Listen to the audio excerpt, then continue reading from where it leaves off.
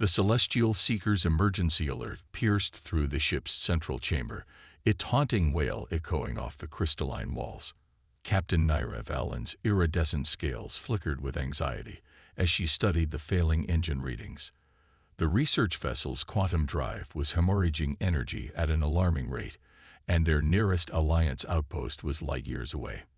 "Status report," she commanded, her 4 eyes fixed on the swirling blue marble that dominated their view screen. Chief Engineer Zach Still's tentacles danced across the holographic controls. "The containment field is failing, Captain. We have minutes at most before total system collapse. Earth is our only option." Naira's auxiliary heart skipped a beat. Earth, the mysterious planet that had been broadcasting increasingly complex signals into space for the past century, yet remained officially uncontacted. The Alliance's strict non-interference protocols had kept them at bay, watching and waiting until humanity achieved standardized faster-than-light travel. "Their technological level?" Naira demanded, already knowing the answer. "Official records indicate early space exploration phase." First Officer Krull reported, his exoskeleton clicking nervously. "Primitive chemical rockets, limited orbital presence." A violent shudder rocked the ship. Warning glyphs flashed across every surface as the quantum core's steady hum degraded into an arrhythmic thunder. They had no choice. Naira activated the emergency broadcast channel. "Earth Control, this is Alliance research vessel Celestial Seeker declaring an emergency. We require immediate landing clearance. Our drive system is critical." The response came faster than anyone expected, in perfect galactic standard. "Celestial Seeker, this is Houston Deep Space Control. We have you on monitoring systems and confirm your drive instability. Transmitting coordinates for emergency landing at Facility 7. Recovery teams are standing by." The bridge crew exchanged bewildered looks. Facility 7. Recovery teams. This was not the response expected from a pre-FTL civilization. As they began their desperate descent through Earth's atmosphere, more surprises awaited.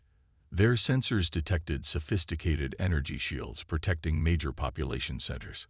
Quantum scanning arrays tracked their approach with precision that shouldn't have been possible with known human technology. The landing zone materialized below them, a massive circular platform surrounded by sleek structures that wouldn't have looked out of place on the Alliance's most advanced worlds. As they touched down, emergency vehicles converged on their position, and to Naira's utter astonishment, a proper quantum containment field sprang up around their failing drive section. "Impossible," Zach Still whispered, his tentacles trembling as he studied the readings. "Their containment field, it's more sophisticated than our own." A communication request flashed on their screens. "Celestial Seeker, this is Recovery Team Alpha. We're detecting cascade failures in your quantum matrix. Request permission to board and assist with drive stabilization." Naira looked at her crew, seeing her own shock reflected in their alien faces. This was not the primitive Earth they had expected to find. As the airlock cycled, admitting a team of humans in advanced engineering suits, she realized they had stumbled onto something far more significant than a simple emergency landing. The lead human stepped forward, removing his helmet to reveal a face weathered by experience. "Captain, I'm Dr. Sarah Chen, Chief of Emergency Operations. Welcome to Earth. I apologize for the deception, but we've had our reasons for keeping certain capabilities quiet." Naira's scales shifted colors rapidly as she processed the implications. "You've been watching us." Dr. Chen smiled. "Just as you've been watching us. Though I suspect we've seen more than you realized. Now shall we save your ship?" The quantum cascade won't wait for diplomatic niceties. As they rushed toward engineering, Naira couldn't shake the feeling that this emergency landing would change not just their understanding of humanity, but the entire balance of power in the galaxy. Earth had been playing a very long game indeed, and they had just been forced to show their hand. The true first contact was not going according to anyone's plans, except, perhaps, humanity's. The Celestial Seeker's engineering bay hummed with activity as human technicians worked alongside the alien crew. Dr. Chen's team moved with practiced efficiency, their equipment interfacing seamlessly with the ship's systems in ways that shouldn't have been possible. Captain Naira watched, her scales shifting between shades of confusion and awe. "Your quantum matrix is completely destabilized," Dr. Chen announced, studying a holographic display that showed the drive's internal structure. "But there's something else here. These microfractures in the crystalline lattice, they're not random." Zack still slithered closer, his tentacles twisting anxiously. "What do you mean?" "Your ship was sabotage," Chen replied, zooming in on a particular section. "See these resonance patterns? Someone inserted a quantum virus into your drive system. Very sophisticated work. It was designed to trigger a cascade failure at a specific point in space." Naira's primary heart nearly stopped. "That's impossible. Quantum viruses are theoretical weapons. No known species has successfully developed them." A younger human technician, who had introduced himself as Marcus Wong, looked up from his workstation. "No known species in the Alliance, you mean? We've been dealing with them for decades." The revelation hit Naira like a gravitational wave. "But Earth isn't even part of the interstellar community. You're supposed to be primitive." Dr. Chen finished with a slight smile. "That was the idea. We detected our first alien quantum virus 20 years ago. It nearly disabled our early warning system in the Kuiper Belt. Since then, we've learned to be prepared." The humans continued their work, pulling out devices that made Naira's scientific training scream in protest. They manipulated quantum fields with casual ease, their technology dancing on the edge of what she had believed possible. Each revelation sparked new questions, each answer hinting at depths of human advancement that defied explanation. "There," Marcus announced, pointing to a complex pattern in the quantum matrix. "Found the virus's origin signature. Dr. Chen, you're going to want to see this." Chen's expression hardened as she studied the data. "Drukani military code. They're getting bolder." "The Drukani?" Krell chittered in alarm. "They're the most isolationist species in known space. They haven't left their territory in centuries." "Officially," Chen corrected.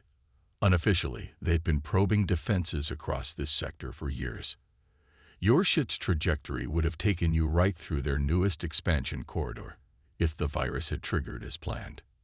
Naira's scales paled. "You're monitoring Drukani expansion. How?" "Their stealth technology is unmatched." "Was unmatched," Marcus corrected, "already working on purging the virus from their systems.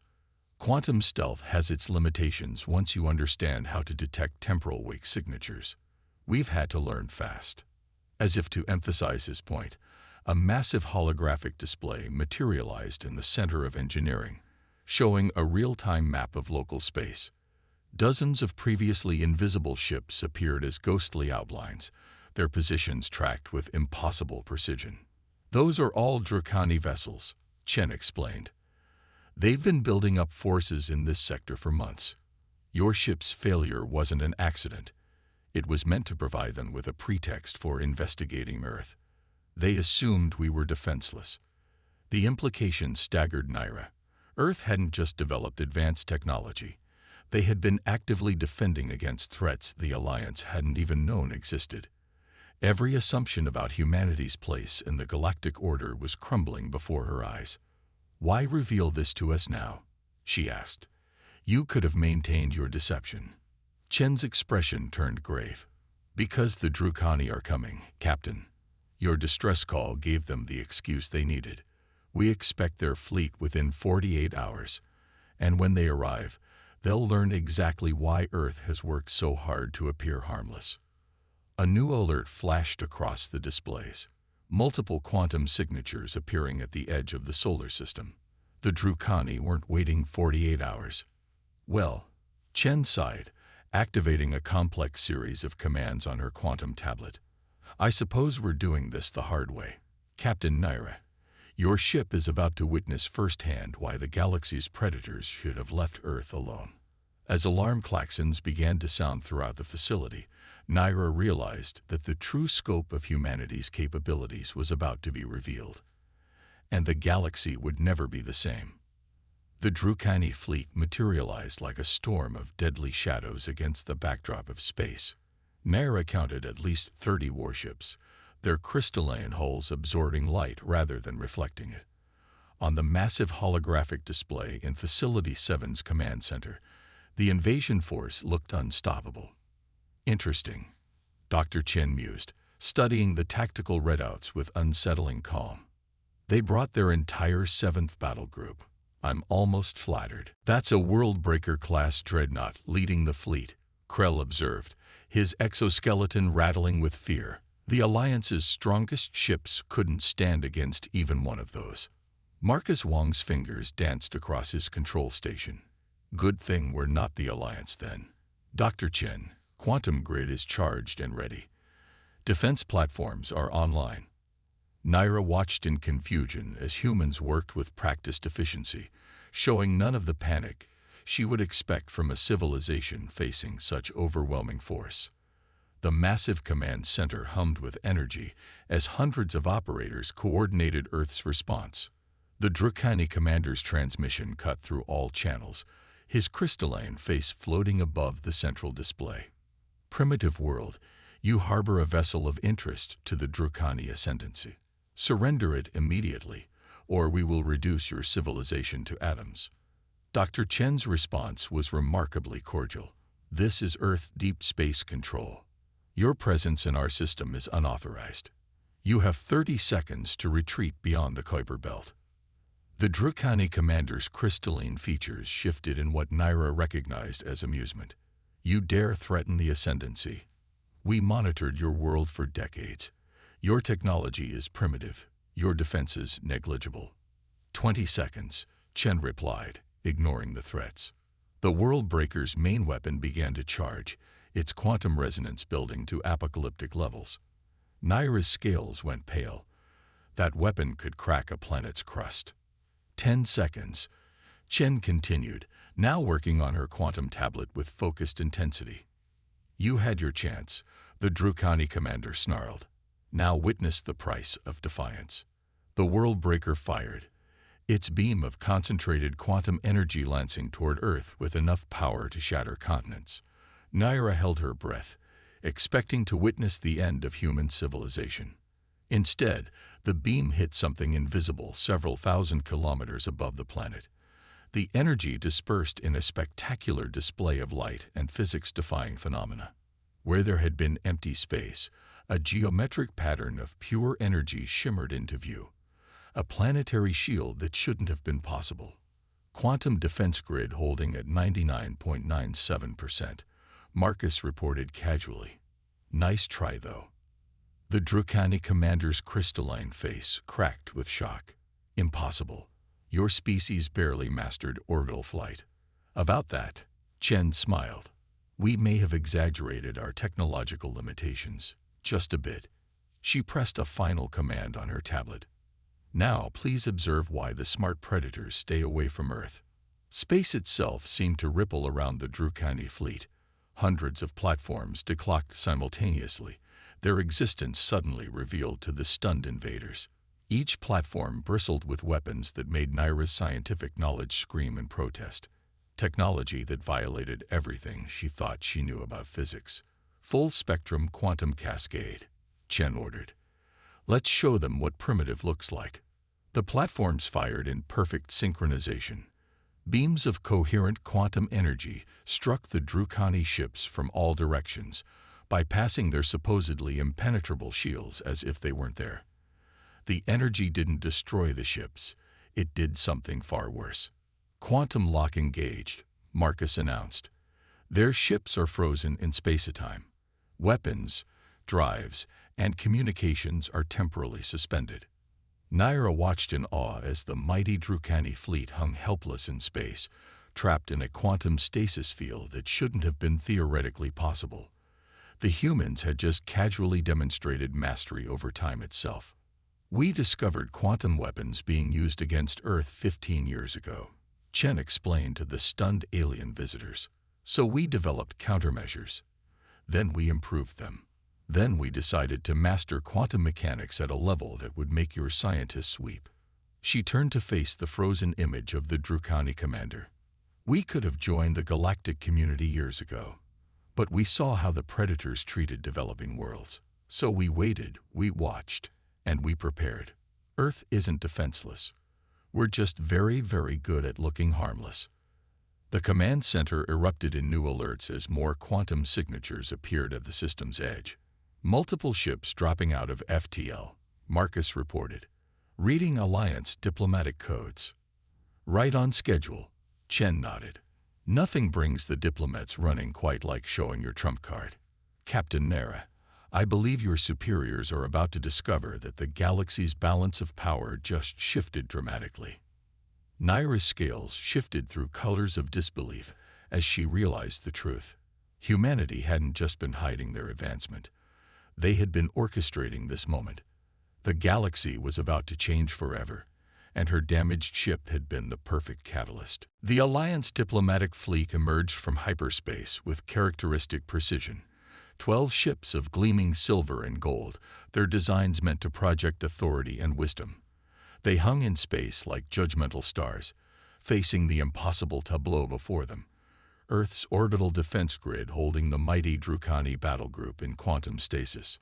Impressive response time, Dr. Chen noted, checking her quantum tablet. We expected them to take at least another hour. The Alliance is getting better at crisis management. The main display lit up with multiple incoming transmission requests.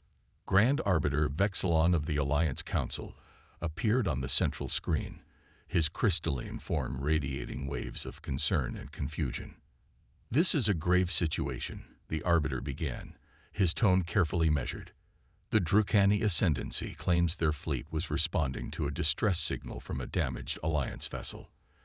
They accuse Earth of defending ourselves against an invasion force. Chen interrupted politely. Or perhaps you're more interested in discussing why the Alliance has been allowing the Drukani to systematically sabotage ships near supposedly primitive worlds. Naira watched the Arbiter's crystalline structure flicker with discomfort. Her own understanding of galactic politics was shifting rapidly as she pieced together the implications. We have no knowledge of any such activities, Vexilon stated firmly. Marcus pulled up a holographic display, projecting it for all to see. This is interesting then. We've documented 47 random drive failures in this sector over the past 5 years, each one precisely targeted with Drukani quantum viruses, each one ignored by Alliance investigation teams. The display filled with technical data, incident reports, and quantum signatures that painted a damning picture of willful ignorance, or worse, complicity. That's classified Alliance data, Vexilon protested. How did you? We've had quantum AI systems monitoring all Alliance communications for decades, Chen revealed casually. Your encryption is impressive, but it's still based on principles we surpassed years ago. Just like we surpassed the Drukani's quantum weapons, which you claimed were impossible to develop. The command center hummed with quiet efficiency as humans continued monitoring the stasis field containing the Drukani fleet. Naira noticed how none of them seemed concerned about revealing these capabilities to the galaxy's major powers. This wasn't just preparation. This was orchestrated. What are your demands? The Arbiter asked, his tone now notably more cautious. Chen smiled. Demands? No, Arbiter. This is a notification. Earth is formally announcing its presence on the galactic stage. We're also announcing our new policy regarding predatory behavior in this sector of space. She gestured to the frozen Drukani fleet. As demonstrated, we have the capability to detect and neutralize any hostile action within several light-years of our system. We've developed defenses against every weapon system currently known to the Alliance, and quite a few that aren't officially known. You can't simply declare unilateral control over an entire sector, Vexilon protested. We already have, Chen corrected. We've been exercising that control quietly for years.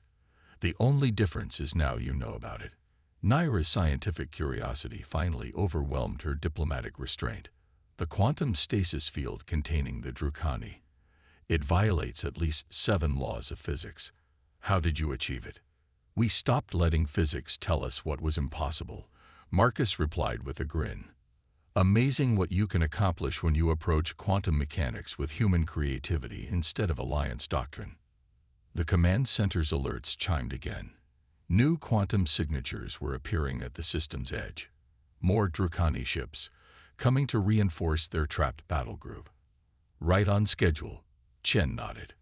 Captain Naira, you're about to witness why Earth's defensive capabilities were just our opening act.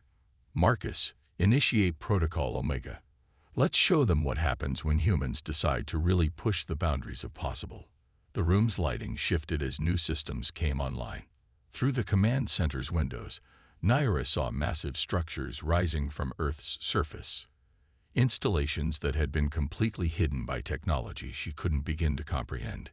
You see, Chen explained to the stunned Alliance Arbiter, holding ships in quantum stasis was just a proof of concept. Now we're going to demonstrate why starting a fight near Earth was the worst mistake the Drukani could have made. The hidden installations locked into position, forming a geometric pattern that made Naira's scientific knowledge scream in protest. Whatever humanity was about to unveil, it was going to rewrite the galaxy's understanding of what was possible. And as the reinforcing Drukani fleet approached, Naira realized she was about to witness firsthand why humanity had spent so long pretending to be harmless. The galaxy's predators had just discovered they weren't at the top of the food chain anymore. The approaching Drukani reinforcement fleet filled the tactical display, 50 ships strong, including 2 more Worldbreaker-class dreadnoughts. They moved with predatory confidence, clearly believing their superior numbers would overcome whatever defense had trapped their companions. Final warning to all Drukani vessels. Dr. Chen announced on open channels. Your forces are entering a restricted space-time zone. Consequences will be severe. The only response was the simultaneous firing of quantum destruction beams from all 50 ships. The combined firepower could have shattered a small moon. They never learn, Chen sighed.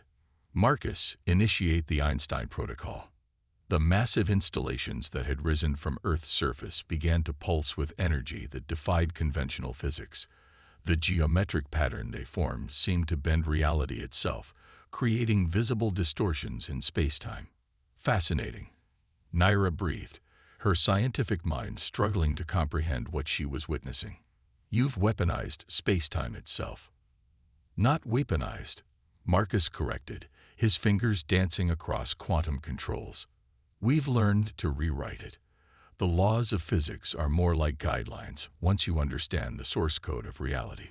The incoming Drukani weapon fire suddenly stopped, frozen in mid-trajectory. But unlike the previous quantum stasis field, this was different. The energy beams began to curve and twist, forming an intricate spiral pattern in space. You see, Chen explained to the watching Alliance Arbiter, quantum stasis fields were just our proof of concept. This is what happens when humans really start pushing the boundaries of theoretical physics. The spiral of trapped energy began to collapse inward, forming a perfect circle of light. Inside that circle, space itself seemed to ripple and fold. We discovered something interesting while developing our defenses, Chen continued. The universe isn't just three-dimensional space plus time. Reality has layers, quantum frequencies that exist simultaneously. The Drukani's quantum weapons gave us the key to understanding this. And once we understood it, she gestured to Marcus, who initiated the final sequence. The circle of light expanded suddenly, enveloping the entire Drukani reinforcement fleet. For a moment, nothing seemed to happen. Then reality buckled. The 50 Drukani ships vanished, not destroyed, but transferred elsewhere. In their place appeared an equal number of vessels, but these were different. They were the same ships, but clearly aged by centuries, covered in cosmic dust and showing signs of extreme temporal wear. We didn't just move them through space, Chen explained to the stunned observers. We moved them through dimensional frequencies. They've experienced hundreds of years in what was, for us, an instant. Their weapons are depleted, their drives burnt out. Their crews long since departed through emergency protocols. The original Drukani fleet, still held in quantum stasis, was released, but their ships too had been altered. Their quantum weapons have been not just neutralized but fundamentally transformed, their destructive capacity converted into protective shielding. Consider this a demonstration. Chen addressed the Alliance Arbiter. Earth isn't interested in conquest or domination. We simply refuse to allow predatory behavior in our space. The Drukani ships will be returned to their territory, permanently altered to be incapable of attacking other worlds. They can still defend themselves. We're not monsters, but their days of conquest are over. Naira's scales shifted through colors of awe and disbelief. You could have conquered the galaxy at any time. We could have, Chen agreed, but that's not who we are. Humanity doesn't want to rule. We want to explore, to learn, to grow. We hid our capabilities because we hoped the galaxy would mature on its own. Now we're done waiting. The command center's displays showed Alliance vessels across the sector suddenly receiving massive data packets, technical specifications, scientific breakthroughs, mathematical proofs that would revolutionize their understanding of reality. We're releasing a portion of our scientific database to all spacefaring races, Chen announced. Enough to help level the playing field. Enough to show that cooperation is more powerful than conquest. The predators of the galaxy have a choice now: evolve or become obsolete. She turned to Captain Naira and her crew. Your ship's quantum drive has been upgraded with our latest technology. You'll find it's quite an improvement. Consider it a gesture of friendship and a reminder that humanity is always watching, always preparing, and always willing to help those who choose peace over power. The Celestial Seeker's systems lit up with new energy as the upgrade activated. Naira's engineering officer, Zach Still, nearly fainted as he reviewed the specifications. Their ship now possessed capabilities that made their previous technology look primitive by comparison. The galaxy is changing, Chen concluded, addressing all listening channels. Earth is no longer hiding. We're not your conquerors or your saviors. We're your neighbors, and we enforce good neighborly behavior rather strictly. As the Alliance diplomatic fleet began coordinating the removal of the temporally displaced Drukani ships, Naira realized she was witnessing more than just a demonstration of power. This was the moment humanity finally revealed their true nature, not as primitive savages or enlightened conquerors, but as universal protectors who had spent generations preparing to make the galaxy a better place. The predators had sought to exploit what they thought was a primitive world. Instead, they had awakened something far more powerful: humanity's determination to forge a future where intelligence and cooperation trumped violence and domination. As the Celestial Seeker prepared to depart Earth orbit, Naira knew she was leaving with more than just an upgraded ship. She was carrying the message that would reshape galactic civilization. Humanity was done pretending, and the age of predators was over.